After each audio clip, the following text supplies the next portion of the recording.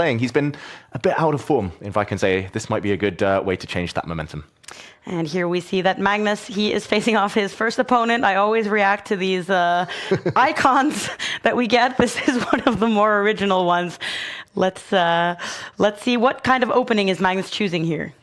Okay, it started life as a Sicilian. Magnus there was inviting an open Sicilian, but it looks like it's more of the closed variety. White is likely to just get castled, just get pieces out, but maybe not the most ambitious way to challenge Magnus. Normally you have to be quite direct against him to stand any chance. I do fear that this kind of slower game is going to favor the world number one. Wow, and there we get him. There we get this BVNUM. That might be his chess.com username, but and anyhow, he is playing against Magnus in the first round, which is always an honor. And I really want, when I've played in Title Tuesday, that's like my dream, to face one of these top guys. But to be able to face them, because of the way that they set up the rounds, you have to have a really high rating. Yeah, no, I mean, to me, it's my nightmare. Because I don't like losing, and playing in Title Tuesday, you're going to lose a lot of games, and your ability to cope with those losses is a big part, I feel, of having success. Definitely bouncing back. We've seen even Magnus lose early and somehow find the willpower to keep going, to stay focused, and he looks pretty happy today, I've got to say. Magnus smiling, probably streaming, and yeah, kind of, well, maximum tension now in the center. It does feel like White's pieces just aren't ready for this action. I'm looking at a knight having had to retreat there. Magnus opening up the center for his bishops, and okay, now an isolated pawn in the center. Okay, at least there's a threat though, hitting this bishop, which is likely to step either back or forward to hit the white rook. It's not just an isolated pawn in the center, though, right? Because this pawn is blocking White's fianchettoed bishop.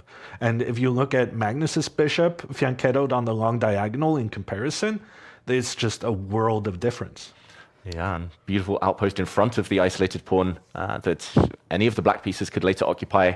Magnus is willing to give up the bishops because he's going to play against the white bad bishop on g2 that you mentioned there. Okay, I'm surprised it's this much better for black against the eval bar, but it is Magnus. Yeah, look at how he's chilling right now. And I have been informed that it's Bynum, not BVNUM, as I was saying. So I'm sorry for not being able to read. And he is a national master from the United States, 18 years old. So relatively young, and facing Magnus in the first round. And it seems like, although Magnus is better, it doesn't seem like Bynum is in any way in a hopeless situation so far. No, still solid. The problem, though, might later be a weak pawn on a dark square. Magnus, at some point, especially if the knights come off the board, could start attacking on those dark squares. He's up a bit on time as well. That tends to be a pattern in these early Title Tuesday games. Magnus keeping a bit of time in the bank, improving his pieces. It just feels like an easy position to play for black. What is White's plan? Bishop now incoming, pawn attacked. Getting more and more difficult to defend all the holes in White's camp. But at least now you got the bishop back to cover. I feel like Magnus could have gone for that attack against the white kingside pawns a bit earlier, before the white bishop was able to join the defense. And now the problem White had, I felt, was that the bishop and rook on the queen side was still in their starting positions.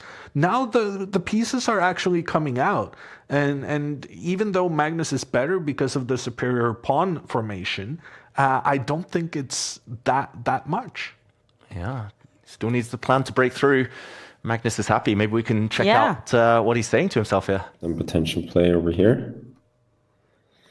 This is actually not threatened. So let's go queen f6. No, then it is threatened. What am I doing? Okay, so it seems like Magnus needs to wake up a little bit, but he's always like this in the first round, I feel like. He needs to kind of...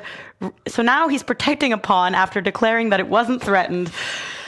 That was a bit of a thing that he admitted right now. Yeah, but I do find it very interesting kind of watching the development of how Magnus has been approaching these first round games. He's playing a lot better openings now than he did in the past.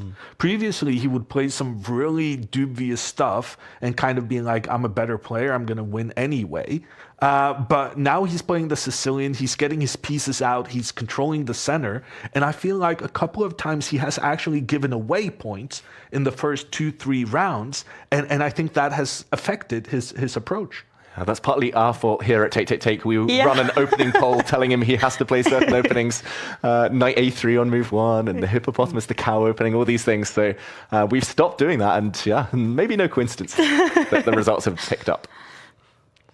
And I guess also, like, he is facing very good players and then playing really bad openings. I mean, even if you're the best chess player in the world, it can really make it a difficult task. And you also kind of want that first game as a little bit of a warm-up because more difficult opponents are waiting, and it's important to take it seriously from the start here. And now Magnus, he is up on time by quite a bit. He's threatening several pawns. His advantage is increasing. Looks good. Oh, it's very good. It's just that dark square domination. Magnus's king is super safe next to its knight here on the edge of the board. And he can start exchanging pieces if he wants. He's... Whoa! Oh my Magnus God! has blundered! Magnus has blundered! Checkmate! That's checkmate! What a way to play your first game against the world champion. Or, yeah. Wow. Even Magnus applauding that. That is going to be the best moment of Bynum's career so far. Look at him. He can hardly believe it. Rook h7 is checkmate next move.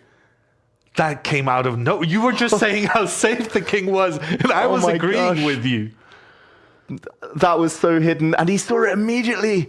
That was so sneaky. Oh my goodness. Against David Anton, where I allowed a queen sack for checkmate, but then he didn't actually find it.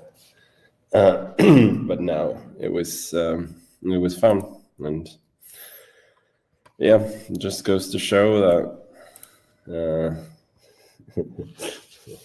studying puzzles is sometimes a